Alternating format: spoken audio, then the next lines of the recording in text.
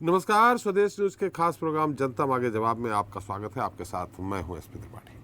2024 में होने वाले लोकसभा चुनावों को लेकर सियासत का पारा चढ़ने लगा है। बिहार के मुख्यमंत्री नीतीश कुमार ने 18 फरवरी को पटना में हुए सीपीआई एमएल के राष्ट्रीय कन्वेंशन में कहा था कि भारतीय जनता पार्टी को 100 सीटों के नीचे समेटने का प्लान तैयार है। इसके बाद से ही पक्ष और विपक्ष यानी जेडीयू और बीजेपी के खेमों में गणित और केमिस्ट्री वाले राजनीतिक दलों की तलाश शुरू हो गई है। माना जा रहा है कि जेडीयू गठबंधन 2024 के लिए नए तरीके और कलेवर के साथ तैयारी करने में जुटा है, तो वहीं बीजेपी भी अपने गठबंधन के साथियों को साधने के साथ नए दलों को अपने साथ लाने में जुट गई है। राजनीतिक पंडितों तो यहाँ तक कह रहे हैं कि इस बार बिहार में 2024 का चुनाव काफ़ी दिलचस्प होगा। कहा तो यह भी जा रहा है कि आगामी लोकसभा चुनाव में जेडीयू गठबंधन और बीजेपी महागठबंधन के बीच मुकाबला होगा। यह तमाम चर्चाएं तब शुरू हुई जब चिराग पासवान को केंद्र सरकार ने जेड कैटेगरी की सुरक्षा दे दी। अटकलें लगने लगी कि संभवतः कैबिनेट विस्तार में चिराग पासवान को मंत्री पद भी मिल सकता है। हालांकि अभी तक तो कैबिनेट विस्तार नहीं हो सका है। वहीं अब बिहार में जातिगत समीकरण की बात करें तो बीजेपी बड़े स्तर पर काम करने में जुटी है। चिराग पासवान के बाद बीजेपी अपने नए गठबंधन के साथी मुकेश साहनी को भी अपनी ओर लाने में जुटी हुई है। राजनीतिक गलियारों में यह भी चर्चा है कि बीजेपी अपने महागठबंधन के लिए चिराग पासवान, उपेंद्र कुशवाहा, जीतन राम मांझी, मुकेश साहनी और अन्य जातिगत गठबंधन बनाने की तैयारी कर रही है। बिहार के मौजूदा हालातों के बारे में बात करें तो एक बार फिर नीतीश और उपेंद्र कुशवाहा की राहें अलग हो गई हैं और एक नई पार्टी राष्ट्रीय लोक जनता दल अस्तित्व में भी आ गई है। हालांकि यह तीसरी बार है जब नीतीश और कुशवाहा दोनों अलग अलग हुए हैं। वहीं अब माना जा रहा है कि उनका रुख अब बीजेपी की तरफ हो सकता है, लेकिन अभी इस पर ना तो आधिकारिक बयान आया है ना ऐलान किया गया है। लेकिन जिस तरीके से जेडीयू के नेता यह कहते रहे हैं कि उपेंद्र कुशवाहा बीजेपी के नेताओं से नज़दीकियां बढ़ा रहे हैं, ऐसे में अटकलें लग रही हैं कि 2024 के लोकसभा चुनाव के दौरान उपेंद्र कुशवाहा अपनी नई पारी खेल सकते हैं। अटकलें यह भी लग रही हैं कि उनको भी आने वाले दिनों में केंद्र सरकार की सुरक्षा मिल सकती है और वह भी बीजेपी द्वारा तैयार की जा रही गठबंधन का हिस्सा हो सकते हैं। बहरहाल आने वाले दिनों में क्या होना है क्या नहीं, यह अभी से नहीं कहा जा सकता है, क्योंकि मौजूदा समय की राजनीति में कोई भी दल कभी भी पलटी मार सकता है।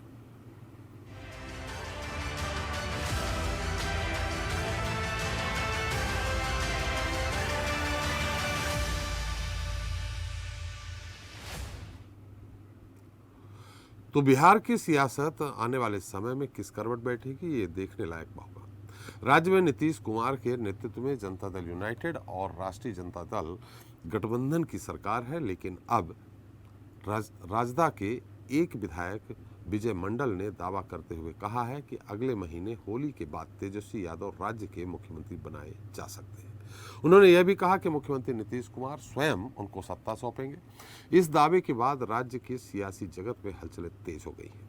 हालांकि जनता दल यू के प्रदेश अध्यक्ष ललन सिंह ने दावे को गलत बताते हुए कहा कि ऐसा कोई फैसला अभी नहीं हुआ है। ललन सिंह ने कहा कि अगले विधानसभा चुनाव 2025 में यह तय किया जाएगा।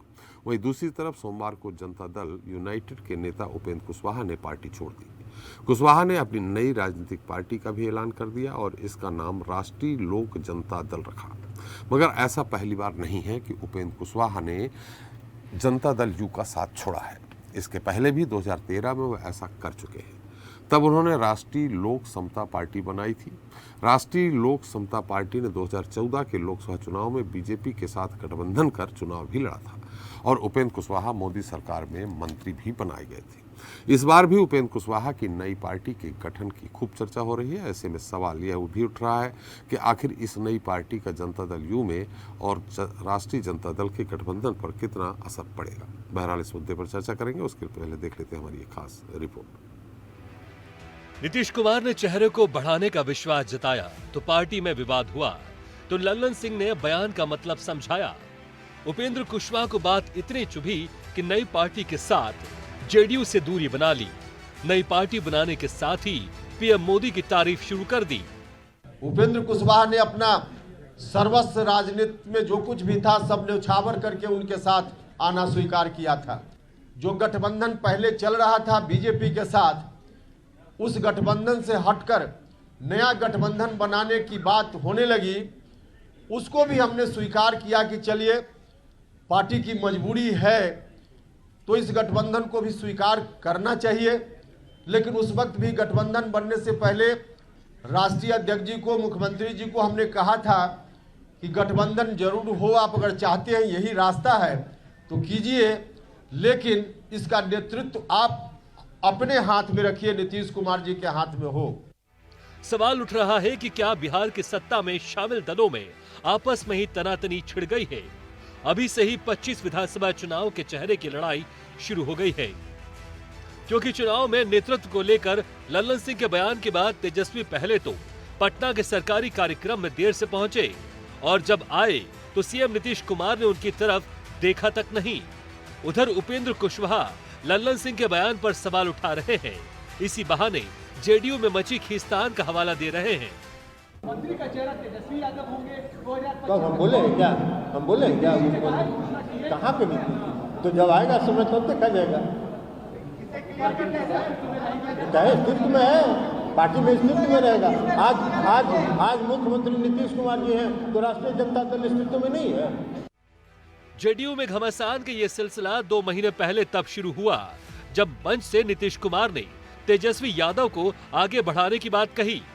तेजस्वी की ही अगुवाई में महागठबंधन के अगला चुनाव लड़ने की बात कही। हमारे तेजस्वी जी हैं, अब इनको हम लोग बिल्कुल आगे बढ़ा करके और आगे हमको तो जितना करना था अभी सबसे आगे और हमको करवाना, आगे करवाना है तो सब कुछ करवाएंगे। सब कुछ को एक एक बात समझ रहे हैं और एक एक बात को देख रहे हैं और एक एक काम करने की कोशिश सब लोग कर रहे हैं। नीतीश कुमार के इसी ऐलान के बाद जेडीयू के अंदर खाने हलचल शुरू हो गई और पहले उपेंद्र कुशवाहा ने अपना बागी रूप दिखाया, पार्टी से अलग होने के साथ ही भविष्य का एजेंडा बताया। उधर बीजेपी इस खींचतान के बहाने नीतीश पर हमला बोल रही है कि जदयू के टूट का सिलसिला प्रारंभ हो गया है और नीतीश कुमार की उल्टी गिनती प्रारंभ हो गई है। ये 2015 के नीतीश कुमार नहीं, ये 2022 के नीतीश कुमार हैं जो केवल 44 विधायकों के नेता हैं, जो बहुत कमजोर हो चुके हैं और जो राजद की कृपा से बिहार के मुख्यमंत्री बने हुए हैं। जेडीयू और महागठबंधन में यह घमासान उस दौर में मचा है जब नीतीश कुमार पीएम मोदी से मुकाबले के लिए विपक्षी एकता का दम भर रहे हैं, लेकिन इन दावों के बीच उनके अपने ही संकट खड़े कर रहे हैं। ब्यूरो रिपोर्ट, स्वदेश न्यूज।